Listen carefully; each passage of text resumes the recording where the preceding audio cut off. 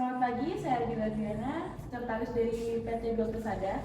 Sebelumnya terima kasih sudah menyempatkan waktu untuk hadir pada pertemuan hari ini.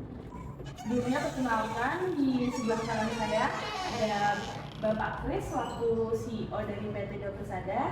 Lalu ada Bapak Riki selaku direksi dari PT Dua Persada, dan sebelah kiri saya ada Bapak Willy sebagai manajer Asahan Seafood Restaurant. Selamat pagi, sebelumnya terima kasih atas undangan dari Bapak dan Ibu. Perkenalkan, saya April dan rekan saya Sheryl dari kantor Hukum Atma Jaya. Dan kami sudah menerima surat yang dikirimkan oleh perusahaan, dan kami juga telah mencermati inti dari permasalahan. Namun, bisa dijelaskan kembali secara detail tentang permasalahan yang terjadi. Baik, secara garis besarnya, isi dari surat yang kami kirimkan kepada saudara itu sudah membuat permasalahan yang terjadi. Namun, memang ada beberapa hal yang terlewatkan kami jelaskan dalam surat tersebut. Beberapa hal itu diantaranya seperti perusahaan kami yang tidak memenuhi ketentuan-ketentuan yang ada dalam kontrak. Dapat dijelaskan ketentuan apa yang dilanggar dari kontrak kerja tersebut? Oh ya, tidak ya. Jadi sistem ini pada awalnya itu meminta cuti sakit selama 1 bulan. Namun setelah 2 bulan kemudian tak kunjung kembali, dan pada tanggal 18 Oktober itu ia datang ke perusahaan dengan membawa surat pengunduran diri. Namun dari perusahaan kita belum memberikan keterangan lanjut, dan untuk diminta kembali si Johnny untuk kembali ke perusahaan seperti itu. Seperti itu. Jadi kira-kira bantuan seperti apa yang dapat kami berikan dari perusahaan ini? Baik, dari kami sendiri kami akan membantu perusahaan untuk bisa menyelesaikan permasalahannya para sebuah perusahaan, karena ini cukup besar masalahnya. Jadi kami harap kalian bisa menyelesaikannya secara kekeluargaan dan secara Baik, terima kasih telah memberikan kepercayaan kepada kami. Kami selaku kuasa hukum akan membantu menyelesaikan permasalahan ini sebaik-baiknya. Baik, mungkin pertemuan hari ini cukup. Terima kasih atas kehadirannya.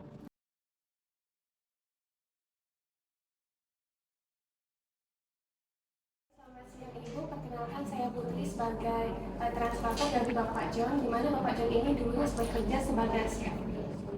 Baik, selamat siang. Perkenalkan, kami selaku kuasa hukum dari Dinyo Law Firm. Saya Vika dan rekan saya Asti.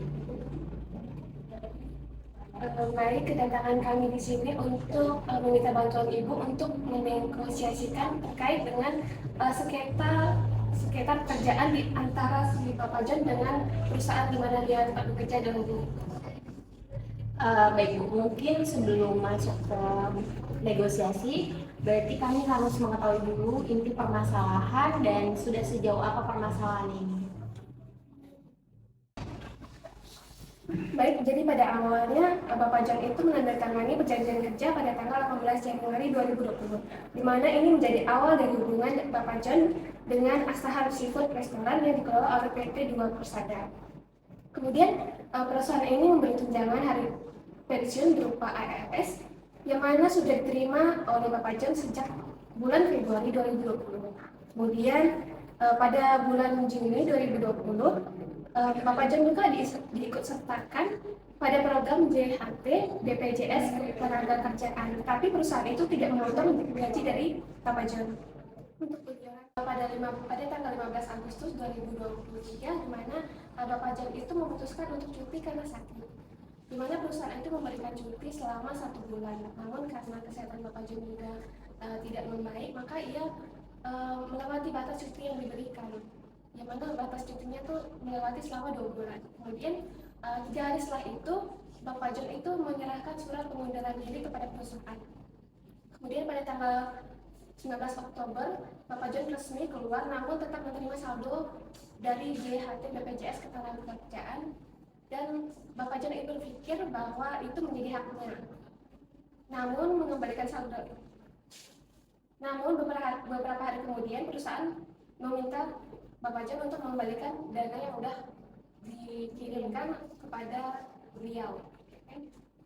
Kemudian perusahaan juga telah memberikan surat somasi kepada Bapak John. Ini surat somasinya. Baik, terima kasih untuk penjelasannya. Berarti untuk selanjutnya saya bisa membaca surat somasi dan memberikan jawaban atas somasi tersebut.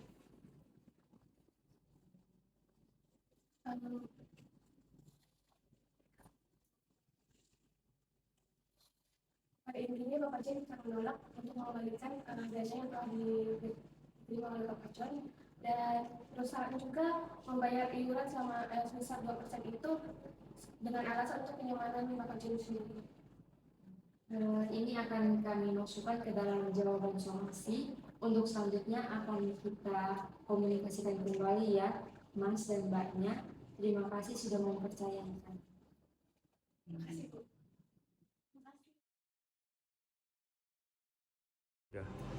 Selamat siang Bu, terima kasih karena telah memenuhi undangan kami untuk membicarakan permasalahan yang telah kita hadapi.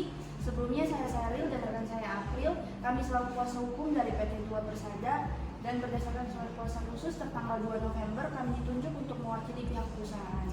Baik, selamat siang Bu. Kami juga sudah membaca surat somasi dari Ibu, dan atas itikat baiknya kami mengucapkan banyak-banyak terima kasih sebelumnya karena telah mengajak kami untuk bertemu. Sebelumnya perkenalkan, saya Syafika dan rekan saya Maria Justisia.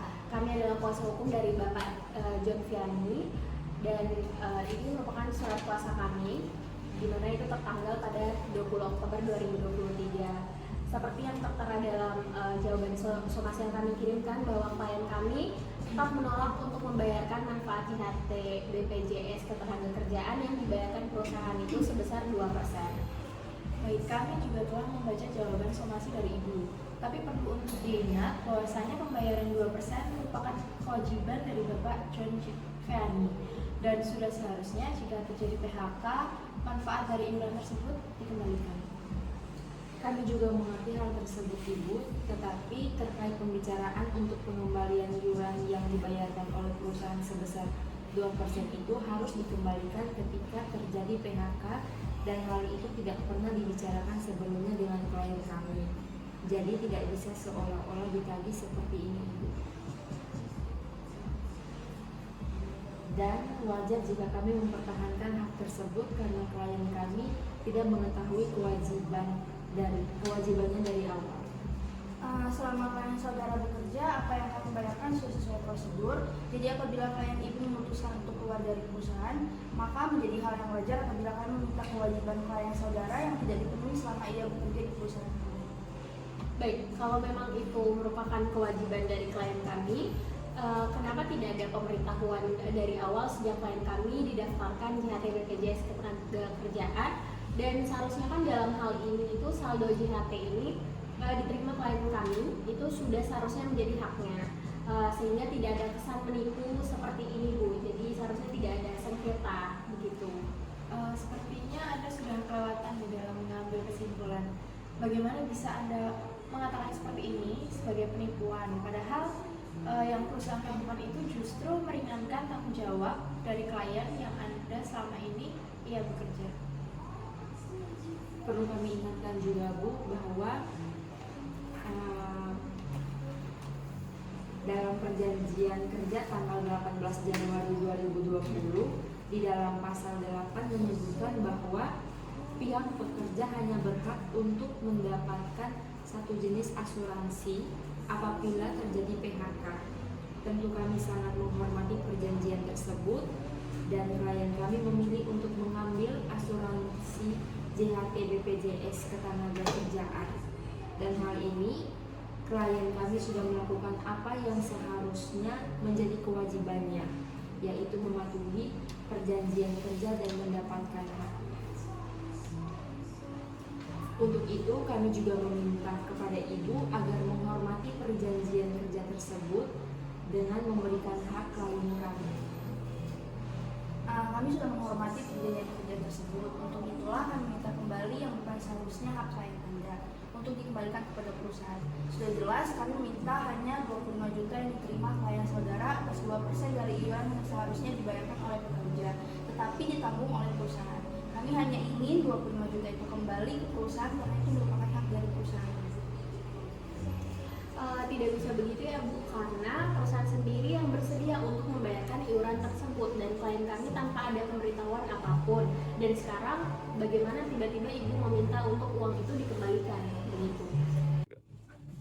Baik, sepertinya agak keras kepala sekali ya ini. Perlu kami diingatkan bahwa dalam pasal 1320 KUH Perdata, sebuah perjanjian harus berdasarkan pada sebab yang halal dan dalam hal ini diartikan sebagai tidak bertentangan dengan peraturan perundang-undangan, sehingga apabila bertentangan maka dapat batal demi hukum. Dan betul, oleh sebab itu karena pembayaran iuran sebesar 2% atau 25 juta tersebut sudah bertentangan dengan PP nomor 41 tahun 2015, maka sudah seharusnya batal demi hukum dan uang tersebut harus dikembalikan kepada perusahaan.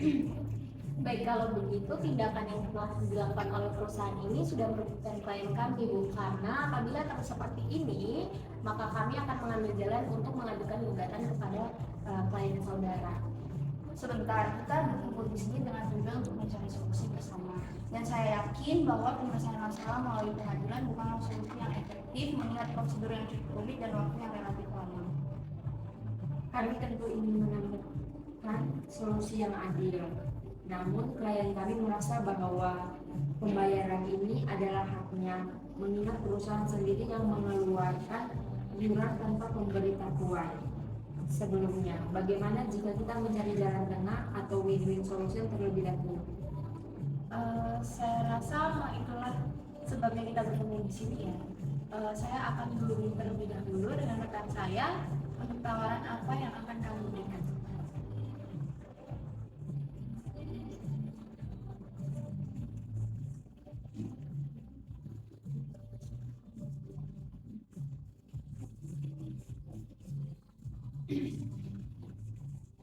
Baik, setelah kami berunding, kami menawarkan jalan tengah bahwa kami tetap meminta 2% yang perusahaan bayarkan, namun kami akan mengurangi nominal tersebut yang seharusnya diterima oleh perusahaan sebesar 25 juta, kami hanya menerima 20 juta saja.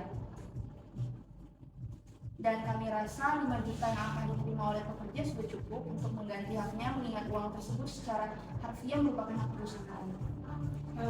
Menurut saya, 5 juta yang diterima oleh klien kami terlalu kecil, mengingat perusahaanlah yang bersedia tanpa ada paksaan untuk membayarkan iuran tersebut. Jadi, dari penawaran kami dari 25 juta yang diterima oleh pekerja akan dikembalikan sebesar 10 juta kepada perusahaan. Jika hanya 10 juta yang akan perusahaan terima, itu akan merugikan klien kami tentu saja. Kami sepakat untuk menolak jumlah sekian.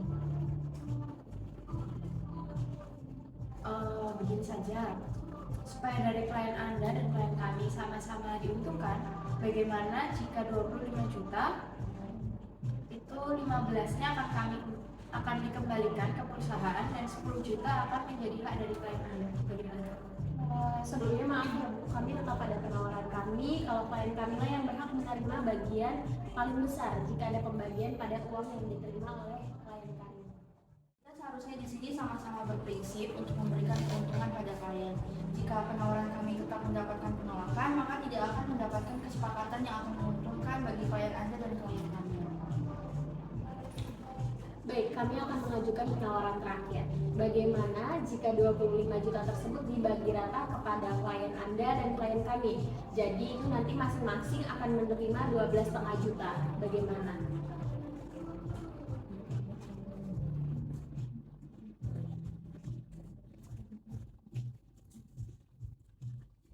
Baik, setelah kami pikir-pikir dan kami rundingkan kepada klien kami tadi, kami menyetujui penawaran tersebut. Dan kami rasa itu juga merupakan salah satu solusi yang terbaik dalam permasalahan ini ya. Baik, berarti kita sudah menemukan kesepakatan dan sudah bisa kita tuangkan dalam MOU nanti dan dalam surat perjanjian yang akan kami siapkan. Sekiranya MOU akan kami berikan dan dapat ditandatangani besok pagi.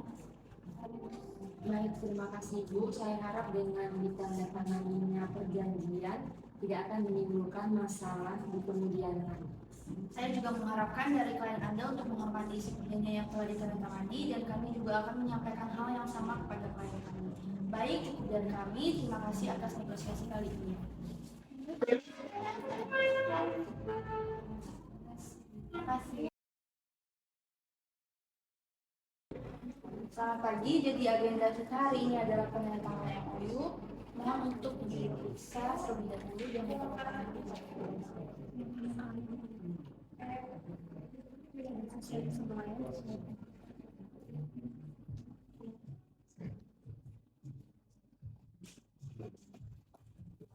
Sudah ya? Kalau dari